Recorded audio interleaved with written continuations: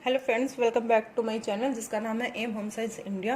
मैं सोनिया आपके साथ। आज हम अपने नए टॉपिक के बारे में बात करेंगे। जो हमारा नया टॉपिक है वो है हमारा कढ़ाई से संबंधित। जैसा कि आप देख रहे हैं, इसमें कुछ कढ़ाई के नाम दिए गए हैं।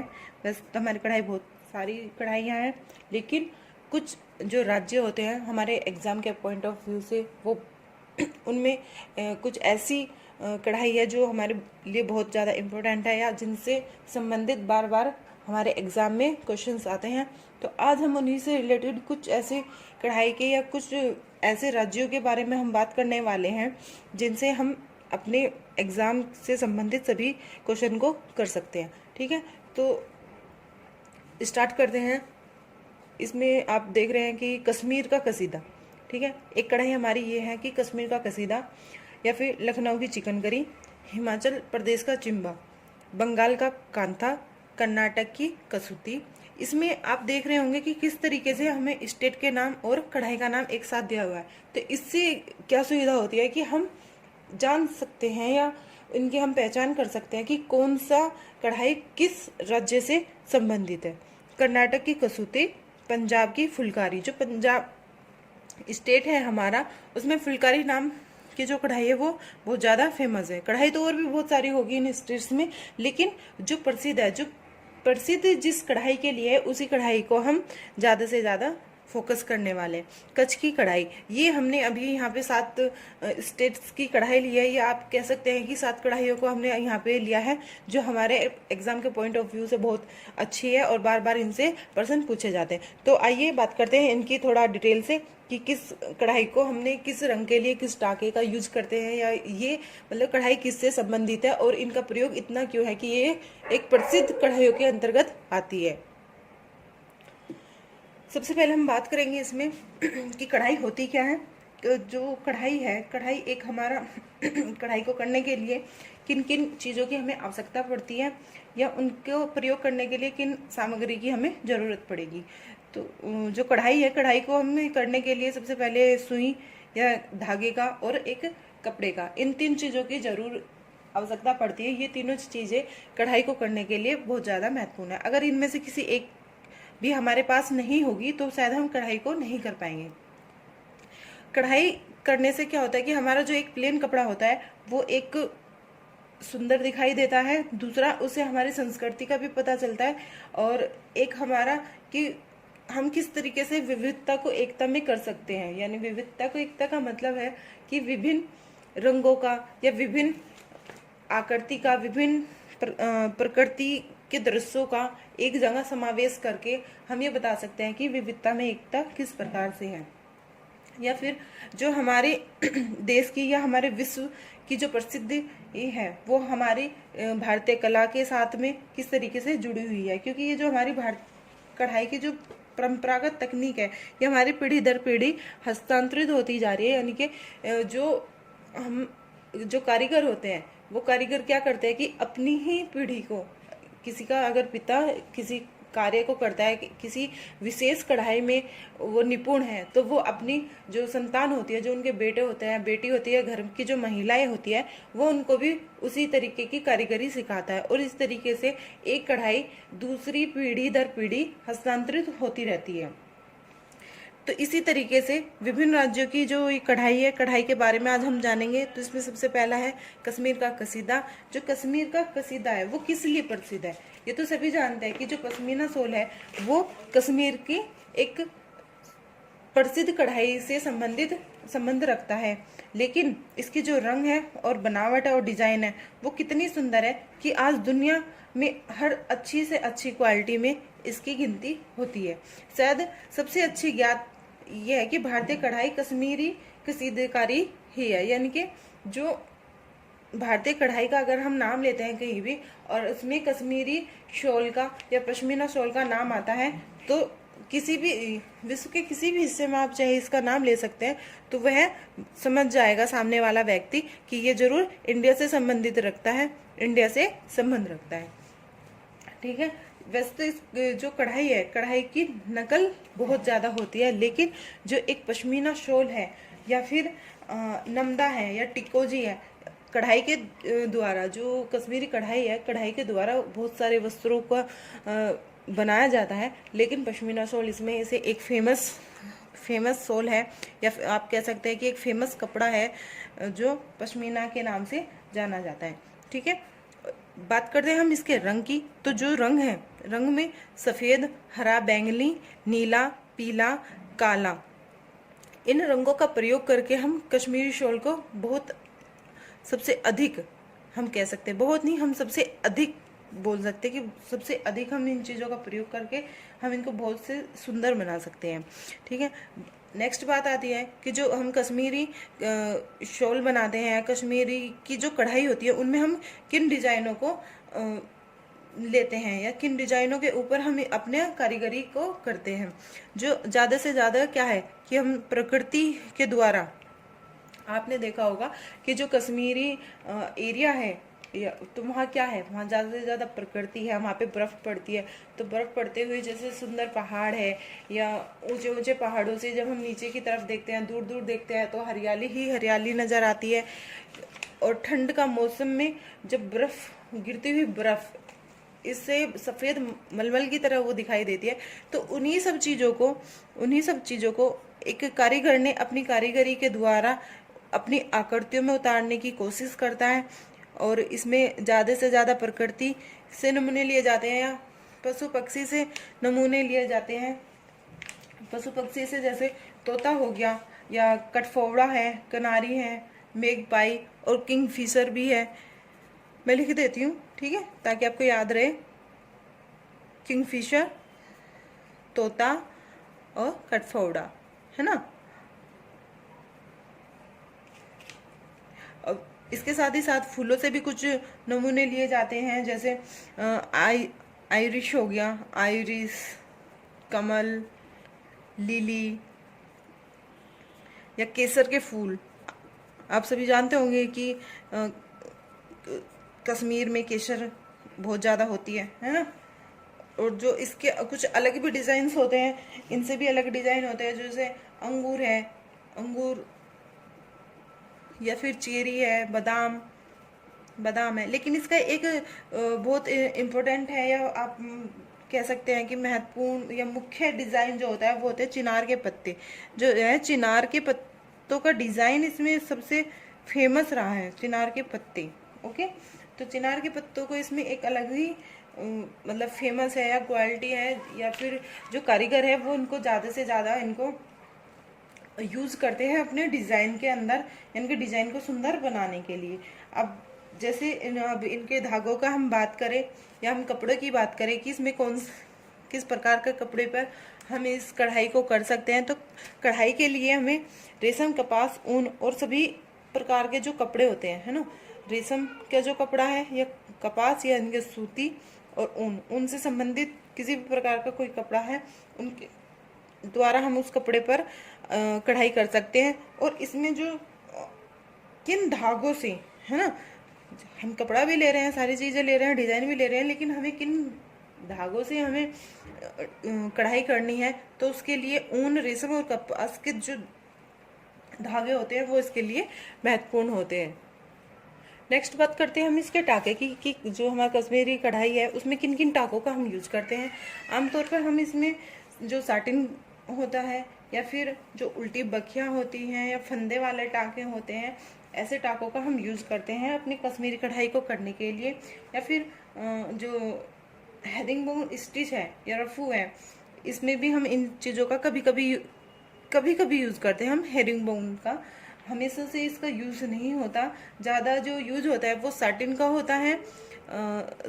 होता है, उल्टी बखिया का होता है, फंदे वाले टाके, या फिर जो चैन टाके होते हैं, चैन टाके खुद शायद इस तरीके से होते हैं ना, इस तरीके से चैन टाके होते हैं, तो उनको इस तरीके से यूज़ करते हैं बिल्कुल भरवा में कि वो देखने में बहुत ही ज़्यादा सुंदर दिखाई देते हैं।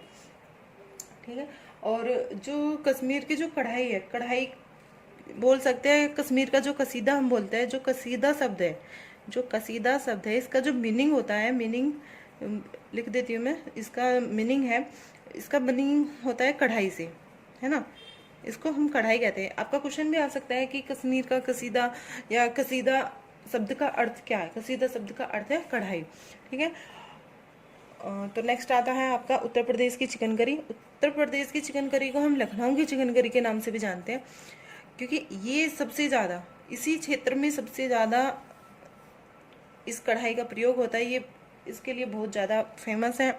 आप कहीं भी देखोगे तो जगह जगह लखनऊ में जाने के बाद आपको लगेगा कि हाँ, मैं लखनऊ जैसे शहर में अब आ गया हूँ, क्योंकि वहाँ पे इस पूरा का पूरा मार्केट इसी कढ़ाई से, अगर आप कपड़ों के एरिया में से गुजरोगे तो आपको लगेगा कि हाँ, मैं शायद यकीनन मैं अब लखनऊ में आ गया हूँ। आपको देखने से ही पता चल जाएगा कि हाँ, मैं अब लखनऊ में भी आ गया हूँ, क्योंकि वहाँ पे सभी दुकानों पर इसी तरह का वर्क चलता रहता है या फिर इसी तरह के कपड़े टंगे हुए होते हैं।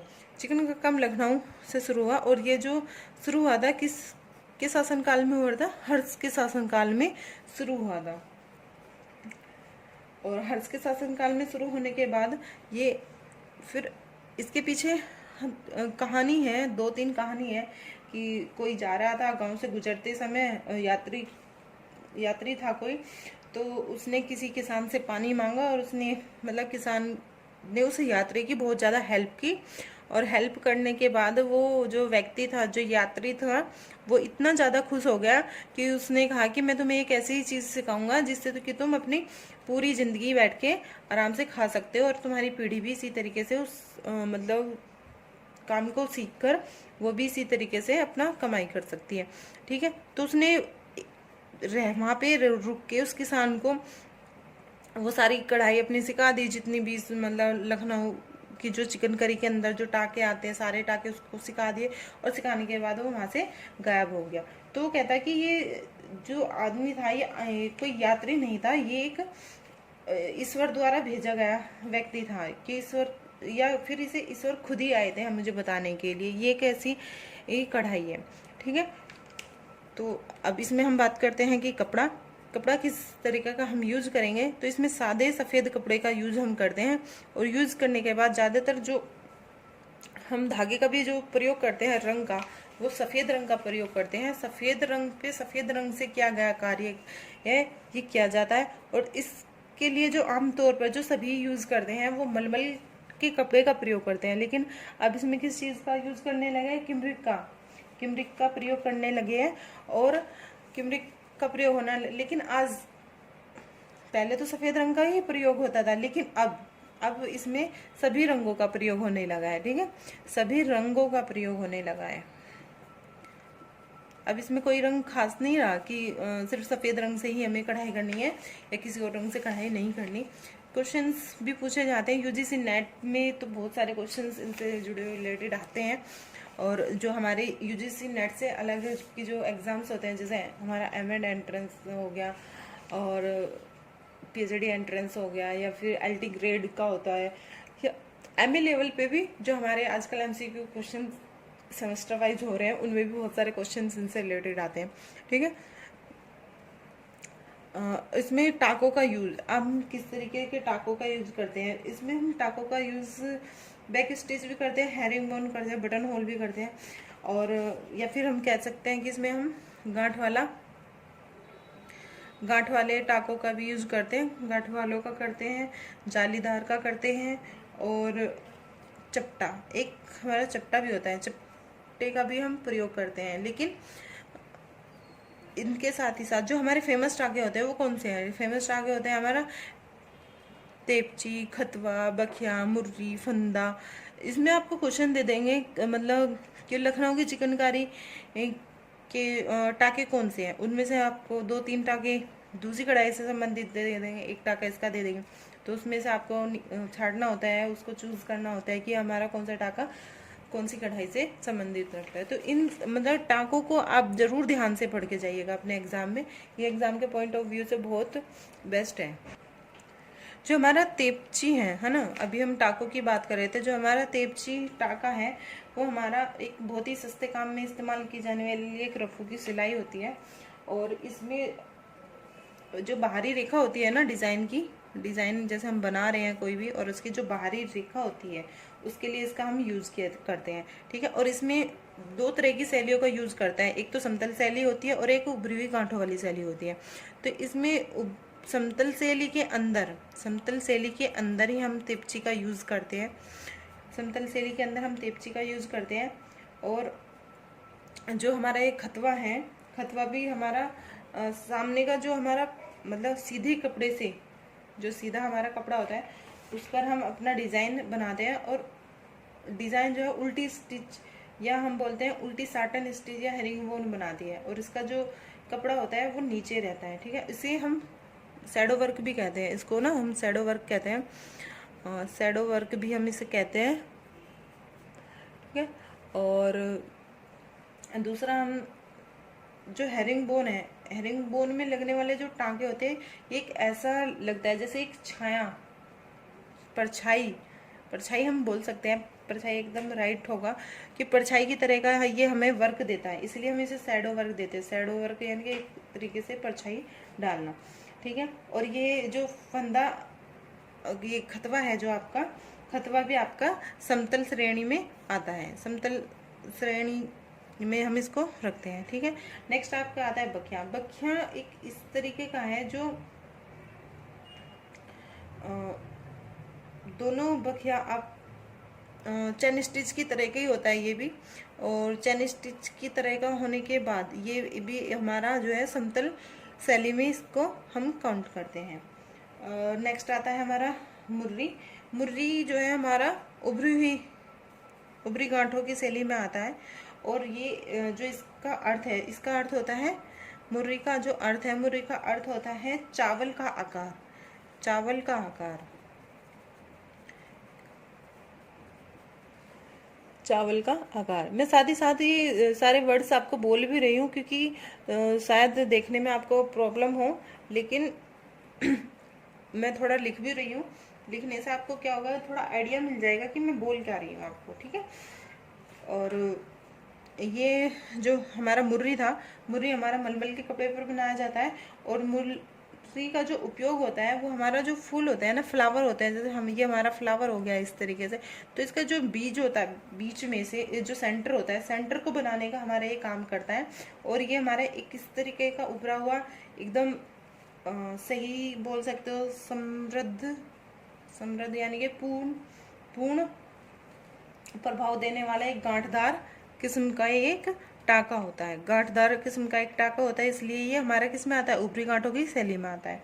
नेक्स्ट आता है आपका फंदा। फंदा क्या होता है कि ये फंदा बाजरा होता है ना, जो बाजरे की दानों की तरीके का दिखाई देता है, बाजरे के दाने की तरह का, ठीक है। तो बाजरे की दाने की तरह का दिखाई देता है। और ये गांठदार शैली में ही हम इसकी काउंट करते हैं, इसको भी हम गांठदार शैली में प्रयोग करते हैं। और गांठदार शैली में प्रयोग करने के बाद कि जो मुर्री टाँकों से इसके छोटे टाँके होते हैं, जो मुर्री टाँका होता है, मुर्री टाँकों से छोटा टाँका किसका होता है, फंदा का होता है। और इसके जो नमूने होते हैं, नमूने किस काम में आते हैं, ये पंखुड़ियों या पत्तियों को भरने का काम करता है। यानी कि जो हम मुर्री फूल के बीच में, मुर्री तो फूल के बीच सेंटर को भरने का काम कर रहता है, और लेकिन फंदा किसका काम करता है, फंदा करता है आपको पत्तियों के भरने का काम करता है फंदा, ठीक है। तो फंदा पत्तियों के भरने का काम करता है। अब नेक्स्ट आता है आपका जाली। जो जाली टाका है, जाली टाका कह सकते हैं आप, या जाल कह सकते हो, या फीता कह सकते हो। फीता भी कुछ हद तक धागा खींचकर काम किया जाता है। तो इसमें क्या करते हैं कि हम कपड़े में कोई भी मतलब हम कपड़े को काटते नहीं हैं, लेकिन कढ़ाई इस तरीके से करते हैं कि जो ताना और बाना है ना, ताना और बाना होता है ना हमारे कपड़ों में, ताना और बाना जो होता है उसे हम सुई की सहायता से क्या करते हैं, ऐसे बीच में डाल के उसको ऐसे ऐसे साइड में कर लेते हैं। और साइड में करने के बाद इसमें यहाँ पे थोड़ा स्पेस बन जाता है। और इस तरीके से हम अपनी कढ़ाई के धागों को खींचते हैं कि इसमें यहाँ बीच में होल बन जाता है, जाली बन जाती है। और जाली बनाकर हम अपने कपड़े की कढ़ाई करते हैं। नेक्स्ट आपका आता है हिमाचल प्रदेश का चंबा रुमाल। ये शायद नहीं, मैं यकीन से कह सकती हूँ कि आज आप पहली बार इस टॉपिक को पढ़ रहे हो कि हिमाचल प्रदेश का कोई चंबा रुमाल नाम की भी कोई कढ़ाई होती है, ठीक है। लेकिन ये कढ़ाई बहुत इंपॉर्टेंट है। अगर आप यूजीसी में तो है ही, अगर आप DSSB में या फिर अल्टी ग्रेड का जो एग्ज़ाम देने जाते हैं उनमें ये क्वेश्चंस पूछा भी गया है और आगे भी पूछा जाएगा। ठीक है। तो जो चंबा है वो एक चंबा है वो एक हिमाचल प्रदेश का ही एक हिस्सा है, एक छोटा कस्बा है। आप कह सकते हैं कि ये एक छोटा सा कस्बा है। और जो चंबा है, चंबा ने स्थानीय जो राजकुमार के संरक्षण में एक पेंटिंग की एक विशिष्ट शैली से ये विकसित हुआ है। ये रुमाल, इसका चंबा रुमाल की जो कढ़ाई है ये एक पेंटिंग की विशिष्ट शैली से विकसित हुई है। एक कभी कभी चित्रकला की पहाड़िया कांगड़ा स्कूल के उत्तम शैली के लिए विख्यात था। जो चंबा है ये कांगड़ा स्कूल की उत्तम शैली के लिए प्रसिद्ध था। और चित्रकला की एक ऐसी शैली उस स्थान की कढ़ाई को प्रभावित करता है। ठीक है। लेकिन कढ़ाई का जो विशिष्ट रूप है वो क्या है, ये एक घरेलू कढ़ाई का प्रकार है। घरेलू कढ़ाई का ये एक प्रकार है। ठीक है। और जो चंबा रुमाल है वो सूती सामग्री सूती सामग्री बोल सकते हो, या सूती सामग्री का एक चौकोर टुकड़ा होता है, उस पर ये की जाती है, जिस पर बहुत ही बारीक और बहुत ही नाजुक कढ़ाई का इस पे काम किया जाता है। बहुत ज़्यादा बारीक और बहुत ज़्यादा नाजुक कढ़ाई का काम किया जाता है। अब इसके जो प्रकार है वो प्रकार कितने प्रकार के, 2 प्रकार के हैं। जैसे चित्रों के पहाड़ी शैली और लोक शैली। चित्रों के पहाड़ी शैली में जो लघु चित्रों की शैली को दर्शाता है, और लोक शैली में महिलाएं अपने स्वयं के जो कपड़े होते थे उनको वो कढ़ाई करके खुद से पहनती थी। अब बात करते हैं इसके डिज़ाइन की, कि इसमें डिज़ाइन कौन कौन से हम प्रयोग करते थे। तो इसमें कोई प्राकृतिक दृश्य नहीं लिया गया है। इसमें लिया गया है कि जो हमारे भारतीय पौराणिक होते थे, पौराणिक जो हमारी कथाएं होती थी, हमारी जो कथाएं होती थी, ठीक है, जो हमारी भारतीय कथाएं होती थी, जैसे महाभारत है, रामायण है, या फिर जो हमारी रासलीलाएं होती थी, या फिर जो रासलीलाएं होती थी, कृष्ण लीला होती थी, या फिर रागनी गाते थे पहले लोग ग्रुप में बैठ की, या फिर जो शिकारी की डिजाइन बनाते थे कि शिकार कर रहा है, कोई व्यक्ति शिकार कर रहा है, जंगली जानवर भाग रहा है और शिकारी उसके पीछे भाग रहा है, इस तरीके का कोई डिजाइन बनाते थे। या फिर जो खेल होते थे, खेल किस प्रकार को चौसा चांपड़, या आज उसकी हम कॉपी बोल सकते हैं कि लूडो का नाम आपने सुना ही होगा। लूडो किस तरीके से बनी होती है, वो इस तरीके से चकोर होकर के, और फिर ये ऐसे बीच में 2 लाइन ऐसे बीच में, और ये बीच इस तरीके से होती है। तो इसी तरीके का इसमें डिजाइन या आकृति हम ले लेते थे, और फिर उसके चारों तरफ बनाते थे अपनी आकृति या डिजाइन बनाते थे। जैसे इस गोल सर्कल के साइड में जैसे रास लीलाएं होती है, तो गोल गोल एक औरत आदमी, औरत आदमी, औरत आदमी, इस तरीके से बना देते थे। या फिर भागता हुआ कोई भी जानवर, यहाँ पे जानवरों की बना दी, यहाँ पे जानवरों की बना दी, इस तरीके से डिज़ाइन बनाया जाता था। और ये बहुत ही मतलब अच्छे पसंद किए जाने वाले डिज़ाइन थे। और इसमें जो लोक शैली होती है ना, लोक शैली में पक्षी के सिर के साथ, लोक शैली में पक्षी के सिर के साथ में चोंच का एक अजीब सा मतलब चित्र बनाया जाता था, जो लोग बहुत ज़्यादा पसंद करते थे। और लोक शैली को तैयार करने में जो राधा और कृष्ण हैं या गोपियाँ हैं, राधा कृष्ण और गोपियाँ, इनका जो डिजाइन होता था वो मुख्य थे, राधा कृष्ण और गोपियाँ, हम इनके मुख्य बोल सकते हैं। या फिर इस तरीके के डिज़ाइन बनाते थे कि एक अलग ही आकृति उभर के आती थी उनके सामने। और डिजाइन के साथ साथ फिर हम बात करते हैं कपड़े की, कि किस प्रकार के कपड़े पर बनाते थे। ये एक बिल्कुल ही महीन सूती कपड़ा होता था, क्रीम या सफ़ेद रंग का सूती कपड़ा होता था, जिन पर ये बनाई जाती थी। लेकिन बनाने के साथ साथ इसकी जो सफ़ेद या क्रीम रंग का कपड़ा क्यों लिया जाता था, क्योंकि जो इसकी ज़मीन होती थी, या आप बोल सकते हैं कि इसका जो बैकग्राउंड हम कढ़ाई के नीचे कपड़े का जो बैकग्राउंड हम तैयार करते थे वो इस तरीके का होता था कि देखने में एकदम प्रकृति सा लगे कि ये ज़मीन है, ज़मीन पर ये सारा वर्क आपको किया गया है। या फिर इसका जो उद्देश्य होता था, क्या होता था कि हाथ कपड़ा जो है हाथ से कटे हुए मलमल के जिस किस तरीके का हो, ये इसका उद्देश्य यही होता था कि कपड़ा हाथ से कटे मलमल के जैसे कपड़ा पतला पतला हो। और दूसरा होता था कि आधार के लिए प्रयुक्त जो अन्य कपड़ा होता था वो भी हाथ से, मतलब आधार से जो हम कपड़ा लेते थे वो भी हमारे हाथ से कटा हुआ होता था, और जो कढ़ाई करने के लिए हम कपड़ा लेते थे वो भी हमारे हाथ से कटा हुआ होता था। लेकिन एक महीन कपड़ा होता था मलमल से बना हुआ, और दूसरा हमारा खातर से बना हुआ कपड़ा होता था।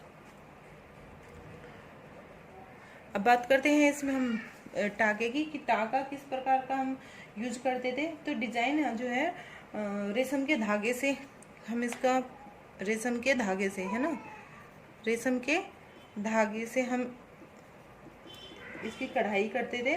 और कढ़ाई में बिल्कुल रंगीन धागों का इस्तेमाल किया जाता था। कढ़ाई में किस प्रकार के धागों का इस्तेमाल किया जाता था? रंगीन धागों का इस्तेमाल किया जाता था।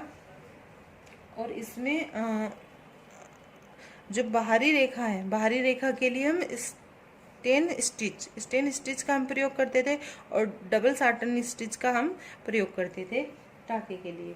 और कढ़ाई मतलब दोनों तरफ से इस तरीके की होती थी, तो दोनों पक्ष एक जैसे नजर आए। उल्टा देखो आप या फिर आप सीधा देखो, दोनों तरफ से आपको एक जैसा ही नजर आता था। और इसका जो रंग है, रंग में ऐसी कोई बाउंडेशन नहीं थी कि आप किसी एक ही रंग का प्रयोग करते थे या एक ही रंग का प्रयोग इसमें होने वाला था। लेकिन जो इसका प्रमुख रंग था, या आप प्रमुख बोल सकते हो, या फिर आप मेन जो कलर था इसमें, वो हमारा कैसा था? ब्लू कलर का था। क्यों? क्योंकि जब श्री कृष्ण जी की हम कोई भी क्या कहते हैं, पेंटिंग या डिज़ाइन हम श्री कृष्ण जी को लेकर हम बनाते थे, तो हम क्या दिखाते थे कि उनका पूरा जो बदन होता था, जो बॉडी होती थी वो, और उनके जो पैर होते थे लाल होते थे, और के साथ में नीले रंग की हम कढ़ाई करते थे उनके शरीर को हम दिखाने के लिए। ठीक है, इसमें वैसे दूसरे रंगों का भी हम यूज करते थे, जिस तरीके से हम कह सकते हैं कौन कौन से रंगों का यूज होता था। हरे रंग का होता था, हरे, पीले, नारंगी, और हरे, पीले, नारंगी और नीला, है ना, और नीले रंग का हम यूज करते थे। और वैसे तो जो रुमाल है ये बहुत ज़्यादा विशेष महत्व रखते थे। लेकिन रुमालों को क्या करते थे कि किसी की शादी समारोह में, जैसे दुल्हन के घर से दूल्हे को दी जाने वाली भेंट होती थी, या फिर इसके विपरीत होता था कि ढकने के लिए कढ़ाई वाले रुमालों का प्रयोग करते थे। किसी भी वस्तु को ढकने के लिए हम जो है कढ़ाई वाले रुमालों का प्रयोग करते थे, ना कि साधारण कपड़े का। या फिर देवताओं के जो प्रसाद होते थे उनमें हम रुमालों का प्रयोग करते थे। और जो ये रुमाल थे, अगर इन्हें कोई व्यक्ति विशेष तौर पर अवसरों पर तोहफे में देता है, तो ये इन रुमालों का प्रयोग हम गले में पहनने के लिए या सिर पर बांधने के लिए करते थे।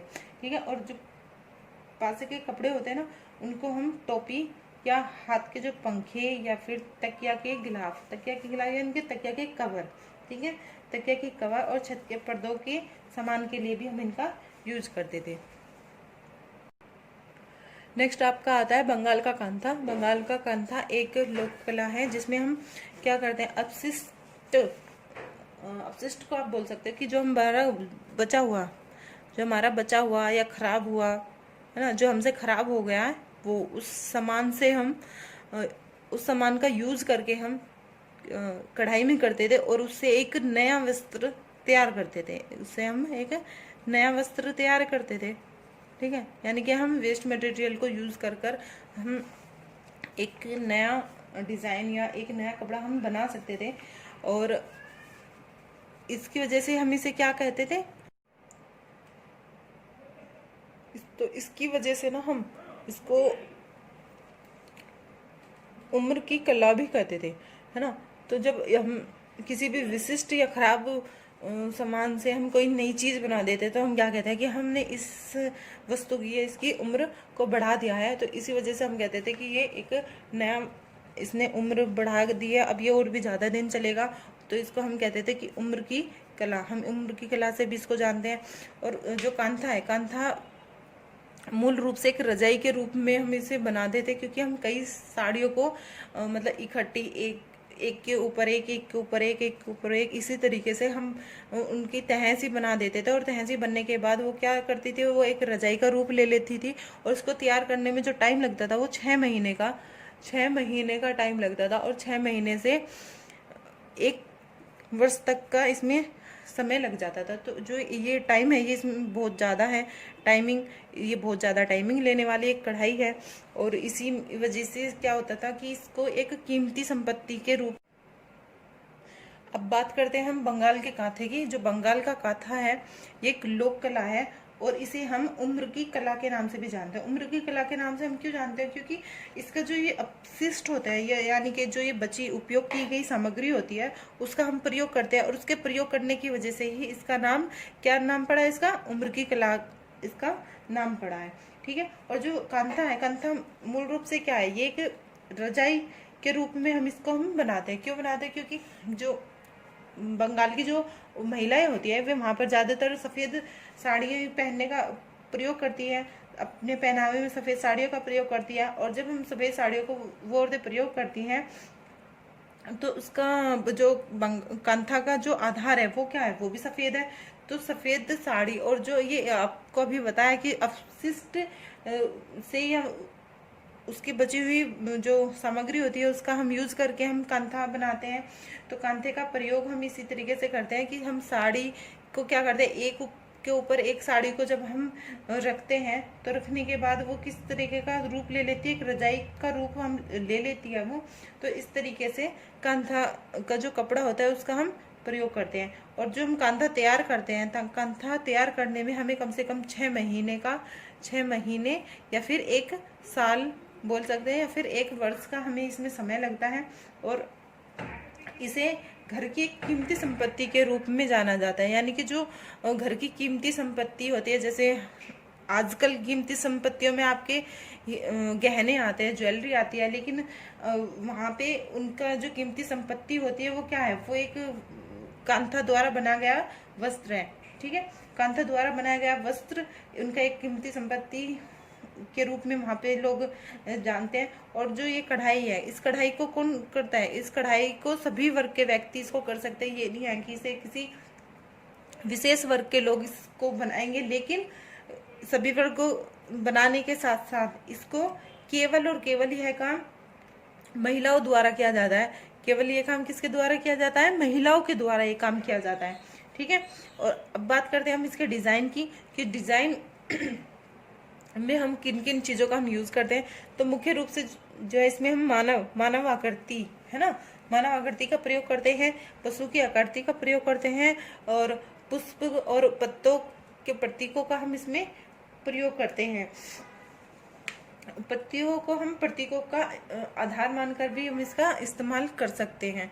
या फिर आप इसमें अब इसके जो डिज़ाइन है, डिज़ाइन किस तरीके के होते हैं कि बीच में जो डिज़ाइन होता है ना, बीच में डिज़ाइन ले लेते हैं हम इसका पंखुड़ियों का कमल वाला, और उसका जो आधार क्षेत्र होता है उसका आधार क्षेत्र के अलग अलग पैटर्न इसमें हम बनाए जाते हैं। और पारंपरिक जो चित्र होते हैं या फिर पक्षी, नाव, या फिर इसमें रथ एक आम डिज़ाइन है, आम स्ट्रक्चर है या आम आकृति है रथ की, तो रथ का हम इसमें यूज करते हैं। और किनारी की जो बेल होती है, किनारी बनाने के लिए किसी भी कांथा कढ़ाई के जो कपड़ा होता है, जो वस्त्र होता है, उसके किनारी बनाने के लिए हम किसका यूज़ करते हैं? लताओं का यूज़ करते हैं, बेल का यूज़ करते हैं, या फूलदार जो झालरें होती है, सर्पीली झालरें होती है, उनका यूज़ करते हैं। और कई बार तो देखते हैं कि कुछ रेखे जो उपकरण होते हैं उनके द्वारा भी हम इनका यूज करते हैं। लेकिन कुछ आम अनुष्ठान होते हैं जो गांव में, जैसे मतलब बहुत अच्छा खासा ना करके अगर कोई सिंपल कोई उनका सिंपल कपड़ा बना रहा है, ठीक है, तो उसमें हम किन डिज़ाइन का यूज करते हैं? उसमें हम यूज करते हैं कमल का, बैल का, बैल, बाग और चूहे का, बैल, बाग और चूहे का हम इसमें यूज करते हैं। ठीक है। अब बात आती है इसके रंग की कि हमें इनमें किन किन रंगों का हम प्रयोग करते हैं। तो जो रंग है, रंग इसमें मुख्य रूप से जो रंग है वो है नीला, हरा, पीला, लाल, काला आदि हम इनमें रंगों का यूज करते हैं। या जब हम इनकी किनारी बनाते हैं तो किनारी में क्या करते थे कि साड़ी की किनारी से हम धागे निकाल लेते थे और उन धागों से फिर हम इनका आधार इस्तेमाल करने के लिए इनको बनाते थे। लेकिन अब क्या करने लगे, अब हम इनमें अच्छी किस्म के जो धागे होते हैं या अच्छी किस्म के जो रंग होते हैं हम उनका यूज करते हैं। और इसमें ज़्यादा किसका यूज करते हैं कि रेशम का यूज करते हैं। तो आपसे क्वेश्चन पूछा जा सकता है कि बंगाल के कांधे में किस प्रकार के धागे का या किस किस्म के धागे का हम यूज करते हैं। तो आगे बात आती है इसके टाके की। तो टाके में जो इसका मुख्य जो टाका होता है वो है रफू रफू या साटन या पोस्ट टाके का हम यूज करते हैं। पोस्ट टाके का हम इसमें यूज करते हैं। और जो बिंदु और रेखाएं बनाने वाले बहुत छोटे होते हैं ना, बिंदु जैसे बिंदु बनाना है या फिर रेखाएं बनानी है, रेखा बनानी है कोई भी, जब हम आकृति बनाते हैं तो उसमें रेखाएं भी बनाते हैं। तो रेखाएं बनाने के लिए हम उसमें किसका यूज करते हैं, रफू टाके का यूज करते हैं। रेखाएं बनाने के लिए रफू टाके का यूज करते हैं। और जो ये बंगाल का जो काथा होता है ये मुख्यतः कई प्रकार का होता है, कई प्रकार का होता है ना। जैसे लेप हो गया, सरफनी है, सरफनी होता है, एक बेटन होता है, बेटन, और वार के नाम से भी जानते हैं इसको, आरशीलता भी होता है, एक दुर्जनी होता है, दुर्जनी, और रुमाल या सूजनी के नाम से भी हम इसको जानते हैं। तो अब हम इनकी डिटेल के बारे में देखते हैं। तो इनकी डिटेल के बारे में हम देखेंगे। तो डिटेल क्या होगा, जैसे लेप है, लेप ये कांथे का प्रकार है। इसमें आपसे क्वेश्चन पूछा जा सकता है कि कई नाम दे देंगे कि इन कांथे का प्रकार बताइए, कांथे के प्रकार का नाम बताइए, या फिर 6-7 में से कुछ ऐसे दे देते हैं कि कौन इनमें से कौन कौन से कांथे के प्रकार है, 1, 4, 3, 4, 2, इस तरीके से क्वेश्चंस आपसे पूछते हैं। ठीक है। तो जो लेप है, लेप किस तरीके का होता है, ये सर्दियों में इस्तेमाल किए जाने वाले एक मोटी रजाई है ना, मतलब ये इसका यहाँ पे इंट्रोडक्शन जो है एक मोटी रजाई के रूप में बताया गया है कि मोटी रजाई के तरह का ये दिखाई देता है, ये मोटी रजाई के जैसा बना हुआ होता है। ठीक है। एक सरफनी होता है आपका, तो सरफनी भी एक रजाई की तरह होता है, और इसे कपड़े में लपेट कर या ढककर, ठीक है, कपड़े को लपेट कर या ढककर इसका यूज किया जाता है।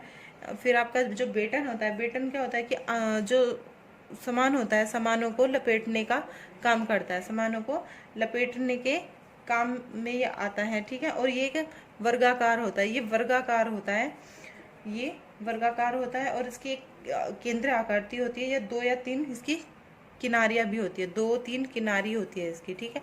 तो ये इसकी विशेषताएं हैं कि इसकी 2-3 किनारी होती है, वर्गाकार होता है, और ये सामान को लपेटने के काम में आता है। नेक्स्ट आता है आपका वार जो है ये एक आयताकार है, एक आयताकार होता है ये। और ये क्या होता है कि तकिए के कवर बनाने में इसका हम यूज करते हैं। आप मतलब अगर किसी की जो ग्रैंड मदर है वो पहले गांव से बहुत ज़्यादा बिलोंग करती थी, मतलब ज़्यादा गांव होते थे पहले, आज से 100 साल पहले गांव ज़्यादा होते थे, शहर कम होते थे। आज की स्थिति दूसरी है, गांव कम है और शहर ज़्यादा होते जा रहे हैं। ठीक है। तो उस टाइम पे क्या होता था कि औरतें घर में बैठती थी, क्योंकि उनको शिक्षा उनको कम दी जाती थी। ठीक है। तो जब शिक्षा कम थी तो क्या करते थे कि हस्तकला को ज़्यादा इम्पोर्टेंस देते थे, ज़्यादा महत्वपूर्ण थी सभी लड़कियों के लिए, उनको ये सब काम सिखाए जाते थे, सिलाई बुनाई कढ़ाई इत्यादि सारे कार्य सिखाए देते थे। तो आपने देखा होगा कि आपके घर में जो हैंड बैग होते हैं, जो थैले होते हैं, थैलों पर भी वर्क होता था, कढ़ाई होती थी, है ना। तकिया के जो कवर होते थे, तकिया के कवर होते थे, उन पर भी कढ़ाई होती थी। तो ये कढ़ाई क्यों होती थी, क्योंकि ये सब चीज़ें आपकी मम्मी ने, आपकी दादी ने ये सब चीज़ें सीखी हुई थी, और इस तरीके का ये प्रयोग होता था। लेकिन आज ये सब चीज़ें बहुत कम देखने को मिलती है। और आरशीलता जो होती है, ये सीसा कंघा है ना, जो सीसा होता है या कंघी होती है, कंघी तो एक आवरण के रूप में इसका हम यूज करते हैं, यानी कि ये सीसा कंघा रखने के काम में आता था। और दुर्जनी भी एक वर्ग के तरह का होता है, दुर्जनी एक वर्ग की आकृति का होता है, वर्ग के द्वारा होता है, जो इसे हम बटुए को खोल मान सकते हैं। जैसे बटुए का एक खोल होता है ना, बटुए का खोल होता है, तो बटुए के खोल की तरह का ये दिखाई देता है। ये जो इसकी संरचना होती है बटुए के खोल की तरह होती है। और जैसा कि इसके नाम से ही आपको पता है कि रुमाल ये 12 इंच का होता है, 12 इंच का एक वर्गाकार रुमाल होता है। लेकिन ये सूजनी होती है, सूजनी ये कम मोटी वाली बिस्तर की चादर होती है, यानी कि लेप क्या होती है, मोटी रजाई होती है, लेकिन जो सूजनी होती है ये कम मोटी होती है और एक चादर की तरह होती है, जो एक औपचारिक अवसर पर, है ना, औपचारिक अवसर पर या किसी त्योहार के दौरान बिछाने के काम में आती है। मतलब आप इसे बिछाने का काम करते हैं। सूजनी को, लेप को आप ओढ़ने के काम में लेते हैं, क्योंकि ये एक मोटी रजाई की तरीके होती है। ठीक है, तो ये थे आज के लिए कुछ महत्वपूर्ण कढ़ाई के टॉपिक, है ना।